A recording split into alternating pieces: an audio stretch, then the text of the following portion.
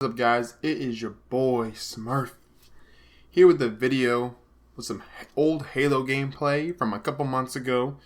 So please excuse this terrible gameplay, but I want to get a bit out really quickly because I've been meaning to post a solo video, just me to you guys. No Fusion, no Vegas, but work's been busy. But I really wanted to make it today, especially with the Halo theme here, because Season 3 trailer dropped. I think last Friday, last Thursday. I wanted to make a video on it because I think right now Halo's getting pretty exciting on the esports side and in the game side. I will be doing another video about esports and cover Halo later on, hopefully this week. But I just wanted to go over the Season 3 trailer. A lot was shown in the trailer. A lot of potential there too in the trailer. Just want to discuss that with you guys really quickly. So basically, trailer kind of showcases a couple things. So the first thing you kind of notice is the customization, the maps, and then you see the new introduction of the bandit rifle, aka the DMR, and which makes a nice return. And then the shroud screen, bubble screen shroud. I forget the name of it, but really exciting because the bandit rifle coming back to, the DMR coming back to Halo is big. I love the DMR. It was always a big, as I'm getting a kill here with the Commando, it was always a big gun to me, and I think the DMR was supposed to be the Commando was supposed to be kind of like the DMR, kind of in a faster rate, but bringing back the DMR in its kind of natural state, what it looks like based off of the gameplay I saw from the open, like the little celebrity event they did, the morning of Championship Sunday for the Halo event. It looks like it's kind of back to form.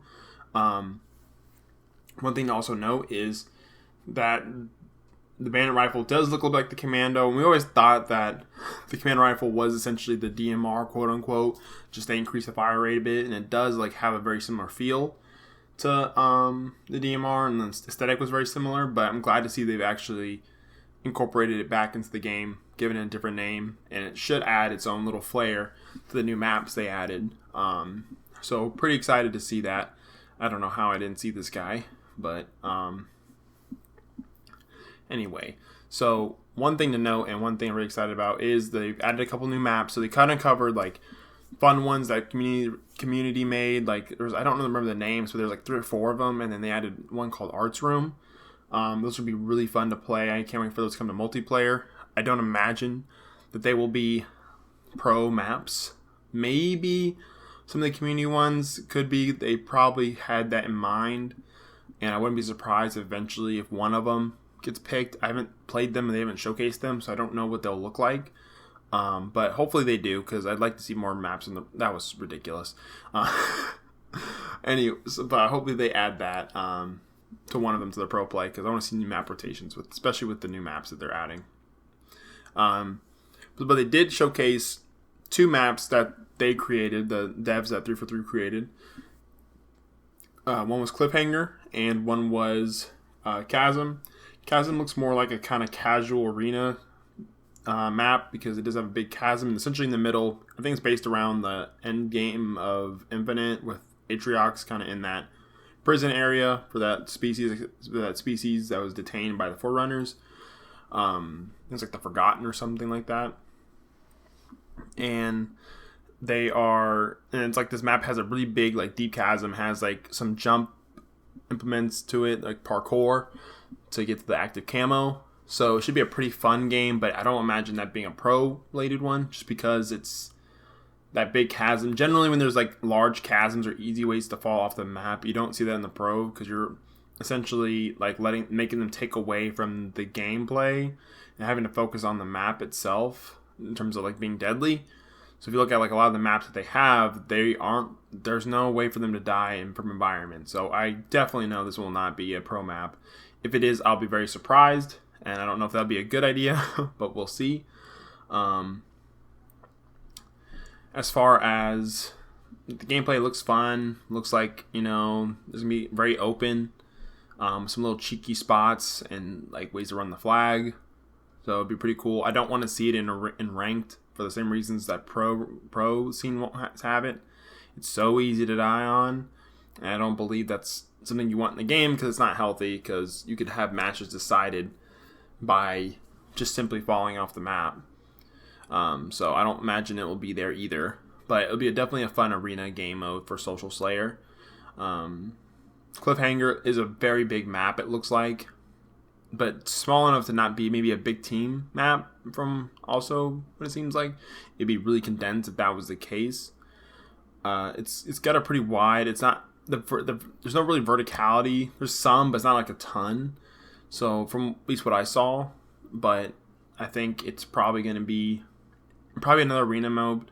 I'll be surprised if they make it like non-arena, but and make it maybe a ranked mode. I think I could see it maybe being ranked or pro play, but really only for Slayer because it's kind of open. There's cover though, but it's too big for like CTF and land grab and strongholds. It'd be way too much space to cover in a span of time. Now you could balance that with grapples and evades maybe, or gravity shoots. I think they had a gravity launcher as well in there, so maybe, but I seriously doubt it.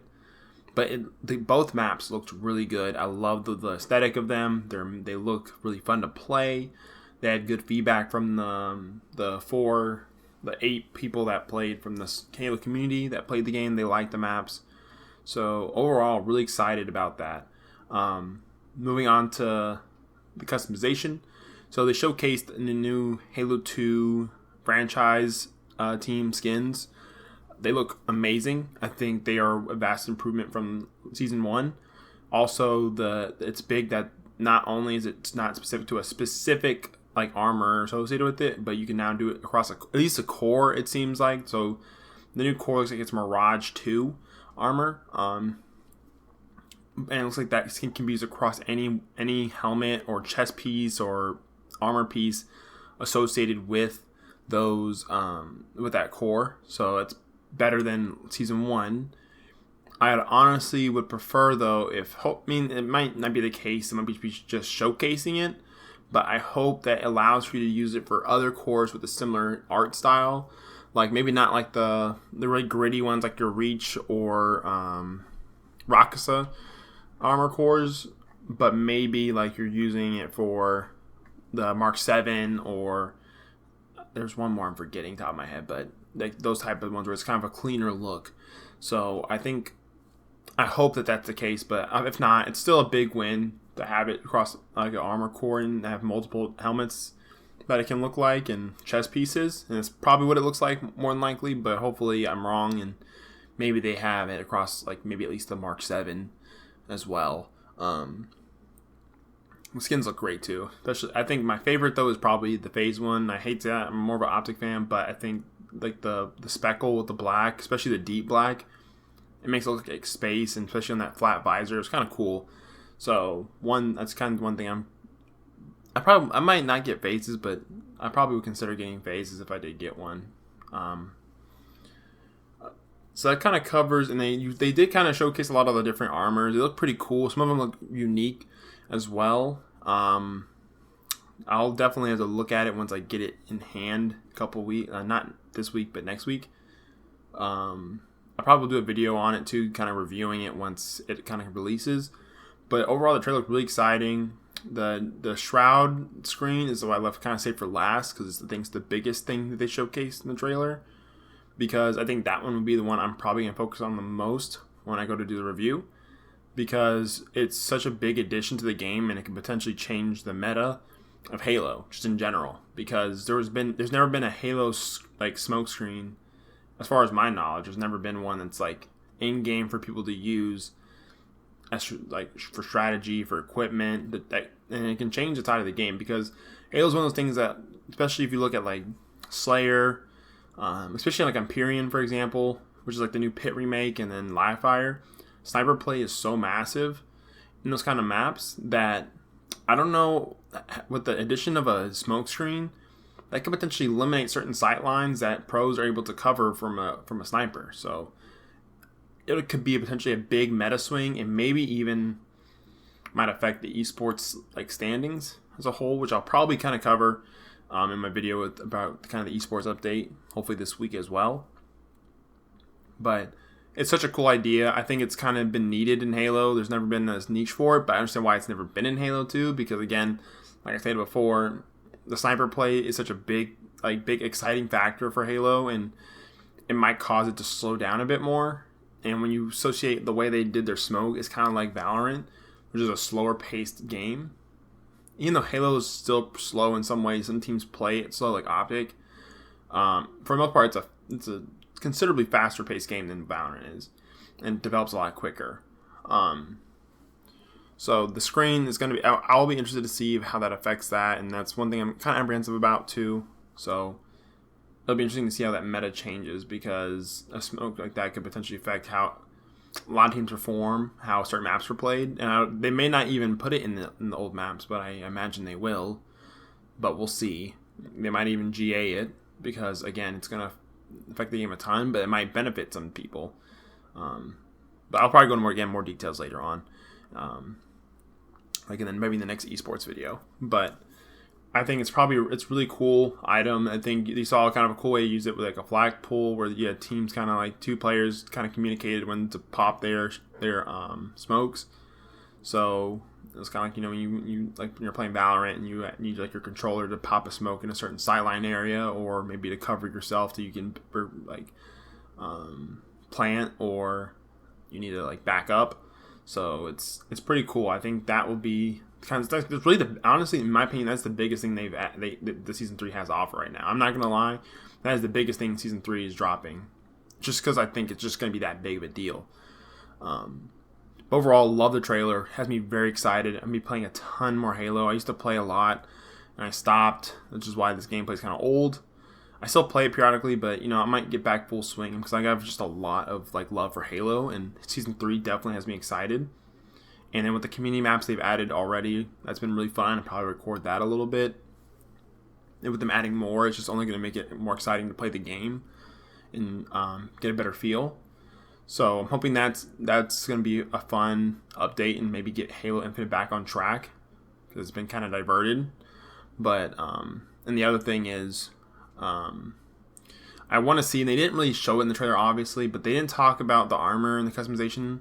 They kind of hinted a little bit that with the Mirage, that's going to be like more armor choices, but is it going to be, are they going to cross-core some of them that weren't initially meant for cross-coring? Like again, like the Mark 7 where the aesthetic is the same, where it's like kind of newish.